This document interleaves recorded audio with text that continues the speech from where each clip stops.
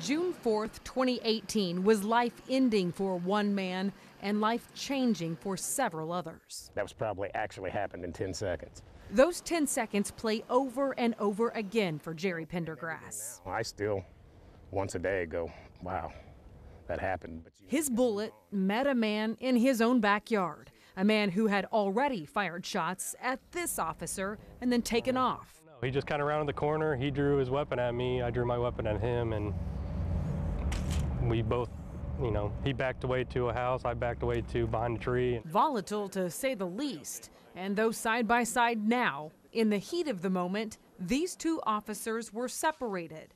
Then, Officer Andy Zinke found himself face to face and seemingly alone with a man who had already tried to kill a cop. After I shot this guy, I went to reload and my gun jammed. And I looked down at my gun and I turned and there's Jerry standing there with his gun.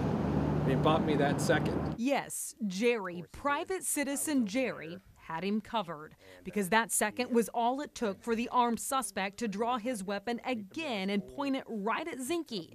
But Jerry's gun was not jammed. That guy sat back up on his knees and looked directly at me, and that's when I was telling him, hey, stop, you can live. I mean, it doesn't have to end. You can live. There's an ambulance in front of the house, get you help right now.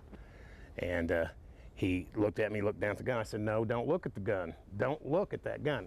With me saying that, Zinke was able to stop moving around and bring his attention back, and it was just at the same time he brought his attention back that we both ended up, he reached for it and we shot him. It was one of those things where, you could see that, there's a stranger there with a gun, and it could be a very scary environment. And I saw it just in his face, just the way Jerry was, that, he wasn't the threat that the other guy was. And instantly that brought some relief. Not a lot of people would do something like that. Certainly we don't encourage people to do that, especially people without training. But what Jerry did on his own, the bravery that he showed, it was something pretty remarkable that day, and I was blessed to have him over there. We've really formed a great bond with him. And he's a good man. Great guy. Great guy. Zinke's family and Jerry's family forever thankful. Jerry's niece was inside the house that night, the one in the red shirt. She was keenly aware of her uncle's race, she says, praying it wouldn't be a factor.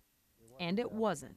There wasn't a controversy. There wasn't a fear between the two of us. Zinke says Jerry's countenance told him everything he needed to know. I didn't really recognize his race or color at that moment in time. It was just somebody there that was being supportive. He was a guardian that day. I'm Sarah Forhetz reporting.